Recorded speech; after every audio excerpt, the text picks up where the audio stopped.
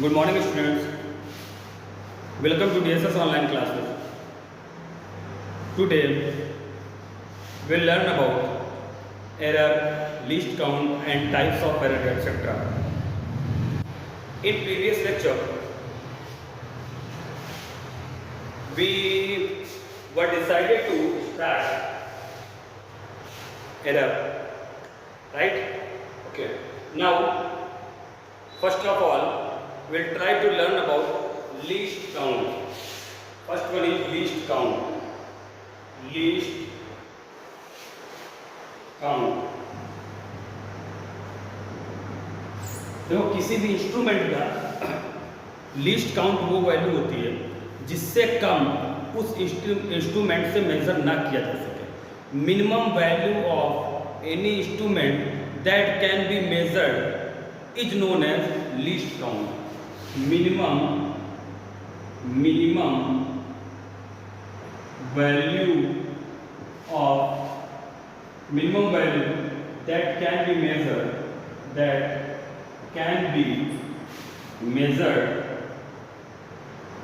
by any instrument is known as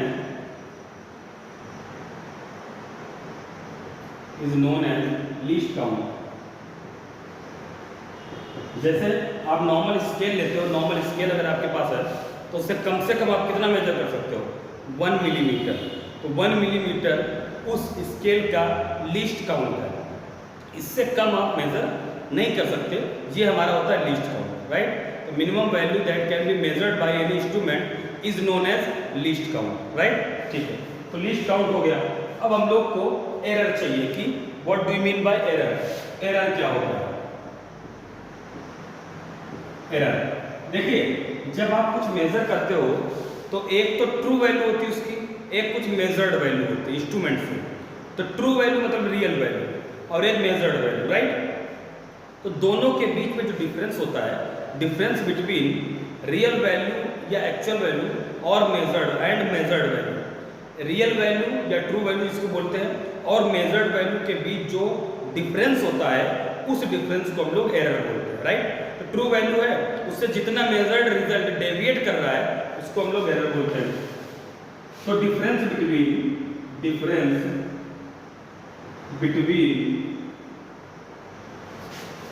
true value जिसको हम लोग एक्चुअल वैल्यू भी बोलते हैं. Actual value, true value and measured value is known as error. कोई रियल वैल्यू से कितना ज्यादा डेविएट किया है उसको हम लोग एरर बोलते हैं. रियल वैल्यू से कितना ज्यादा डेविएट किया उसको हम लोग एरर बोलते हैं. क्लियर? ठीक है. अब उसके बाद आता है, तो एरर को हम लोग क्या लिख सकते हैं? एरर को क्या लिख सकते हैं? Error is equal to mod of true value minus measured value. True value minus measured value, इसको हम लोग क्या बोलते हैं? एरर बोलते हैं, राइट. तो ट्रू वैल्यू और मेजर्ड वैल्यू का डिफरेंस मॉड इसलिए लगा लिया कि कौन सी वैल्यू ज्यादा होगी कौन सी कम होगी पता नहीं मुझे, राइट. तो ट्रू वैल्यू और मेजर्ड वैल्यू दोनों का डिफरेंस अगर बोला जाएगा तो उसको हम लोग एरर बोलते हैं. एरर हो गया, ठीक है. लीस्ट काउंट हो गया है, एरर हो गया है. उसके बाद अब हम लोग टाइप्स ऑफ एरर देखते हैं. टाइप्स ऑफ एरर देखते हैं. तो मेनली एरर को 3 टाइप से डिसाइड किया जाता है. कौन कौन सी टाइप्स ऑफ एरर? अगर हम बात करें टाइप्स या क्लासिफाइड किए टाइप्स ऑफ एरर. सबसे पहला टाइप है सिस्टमेटिक टाइप.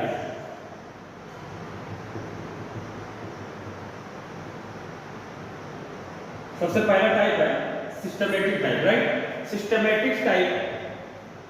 सिस्टमेटिक टाइप की एरर जो होती है, एक होती है सिस्टमेटिक टाइप, एक होती है अपनी रैंडम एरर. इसको हम सिस्टमेटिक एरर ही बोलते हैं. एरर सिस्टमेटिक एरर, एक होती है रैंडम एरर और एक होती है ग्रॉस एरर, राइट.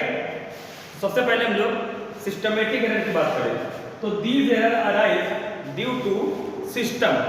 कोई इंस्ट्रूमेंट है उसकी वजह से अराइज होती है, right. Systematic error arise due to system, right. तो उसमें 3 टाइप के एरर। जैसे पहली एरर है, अगर सबसे पहले सिस्टमेटिक एरर में बोला जाए, सबसे पहले इंस्ट्रूमेंटल एरर आती है। इंस्ट्रूमेंटल एरर आती है। अब इंस्ट्रूमेंटल एरर का मतलब क्या है कि एरर में अगर इंस्ट्रूमेंट में ही कोई एरर है, इंस्ट्रूमेंट प्रॉपर नहीं है, सही नहीं है, तो उस वाली एरर को हम लोग इंस्ट्रूमेंटल एरर बोलते हैं। मतलब उससे उस इंस्ट्रूमेंट में प्रॉब्लम है, वो हमारी कौन सी एरर हो गई? इंस्ट्रूमेंटल एरर हो गई, पहली बात। दूसरा पॉइंट है B part. Second systematic error का सेकंड है, एक होती है एनवायरमेंटल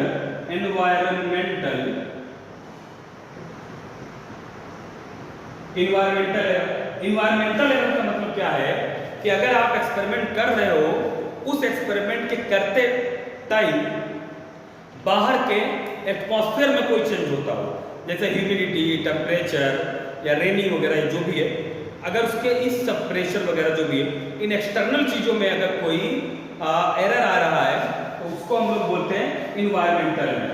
तो हमारा एक हो गया इंस्ट्रूमेंटल एरर, एक हो गया हमारा एनवायरमेंटल एरर। सी क्या होता है? Observational error. ऑब्जर्वेशनल एरर, तो ऑब्जर्वेशनल एरर मतलब जानते हो क्या है? कि हमने प्रॉपर उसको सेट नहीं किया, मतलब इंस्ट्रूमेंट को प्रॉपर ऑब्जर्व नहीं किया। मतलब उसमें क्या किया, मैंने इंस्ट्रूमेंट रखे हैं, उसको प्रॉपर ऑब्जर्व नहीं किया, और ये हमारी प्रॉब्लम है।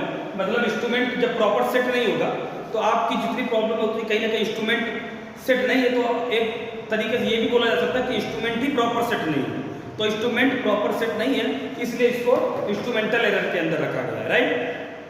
तो इंस्ट्रूमेंट में एरर नहीं होनी चाहिए, इंस्ट्रूमेंट प्रॉपर सेट होना चाहिए, और इन्वायरमेंटल में कोई प्रॉब्लम नहीं होनी चाहिए। इन टाइप की एरर को हम सिस्टमेटिक एरर बोलते हैं।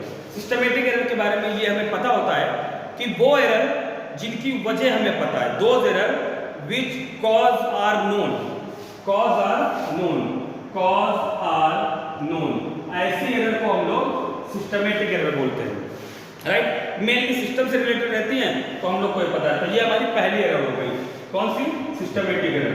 दूसरी देख लो, एक होता है रैंडम एरर। दूसरी देख लो, एक रैंडम एरर हो। तो ये सब संभालने का तरीका यही है कि एनवायरमेंट में अगर चेंज ना हो बेटर है, पूरा लॉक रूम इंस्ट्रूमेंट सही होना चाहिए और प्रॉपर सेट होना चाहिए। ये तरीके हैं जो इस एरर को हटाया जा सकता है, ठीक है। उसके बाद नेक्स्ट आता है सिस्टमेटिक एरर। वो एरर होती है जिसकी कॉज हमें पता होती है, राइट। उसके बाद देखो रैंडम एरर क्या होती है। रैंडम एरर क्या होती है? Random error are those error which cause are unknown. Random error, those error which cause are unknown. हमें पता ही नहीं है कि उसका कॉज क्या, उसकी वजह क्या, वो एरर क्यों आई है, वो अचानक आ जाती है रैंडम। तो रैंडम एरर को कभी कभी चांस एरर भी बोलते हैं कि ये बाई चांस हुआ, आ गया। तो इसको सही करने का तरीका, जब हमें वजह ही नहीं पता है तो हम इसको सही कैसे करेंगे? मतलब सही करने का कोई तरीका नहीं है। हाँ, एक चीज है जिससे अच्छा कर सकते हैं इस चीज को, नंबर ऑफ रीडिंग बढ़ा दो। नंबर ऑफ रीडिंग जितनी ज्यादा, 10 रीडिंग ले रहे हो, 50 ले लो, 100 ले लो, तो रैंडम एरर के चांसेस कम होंगे। अगर कभी आएगी, देखो 2 रीडिंग ले लो, अगर एक आ गई तो आपको समझ नहीं आएगा ये सही है, सही है। लेकिन 20 रीडिंग लोगे और एक में आ गए, तो आपको ये पता है कि 19 वाली सही होगी, राइट। इसीलिए इसको चांस एरर भी बोलते हैं, रैंडम एरर या चांस एरर। ये दूसरी। तीसरी एरर है अपनी ग्रॉस एरर। देखिए ग्रॉस एरर इन सबसे रिलेटेड नहीं है। ग्रॉस एरर का मतलब है कि हमारी लापरवाही की वजह से, ड्यू टू केयरलेसनेस, मेरी केयरलेसनेस, जो इंस्ट्रूमेंट यूज कर रहा है उसकी carelessness, due to carelessness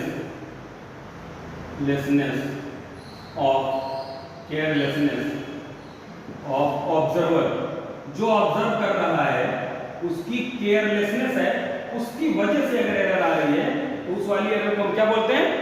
gross error बोलते हैं, राइट। तो हम लोग को कुछ एरर हो गई, ये टाइप्स ऑफ एरर थे।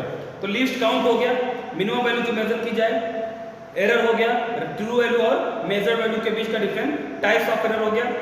मेनली 3 होते हैं, सिस्टमेटिक एरर, रैंडम एरर और ग्रॉस एरर। सिस्टमेटिक एरर जिसकी वजह पता हो, उसमें 3 पार्ट होते हैं, राइट। और ग्रॉस एरर और रैंडम एरर क्या होता है? जिसकी वजह ना पता हो, सिंगल होता है। और ग्रॉस एरर क्या होता है? हमारी लापरवाही की वजह से, अगर हमने कोई लापरवाही की रीडिंग लेने में, इंस्ट्रूमेंट से मतलब नहीं है, तो इस टाइप के एरर को हम लोग कौन सी एरर बोलते हैं? ग्रॉस एरर बोलते हैं, राइट। तो अब हम लोग इसको कंप्लीट कर चुके हैं।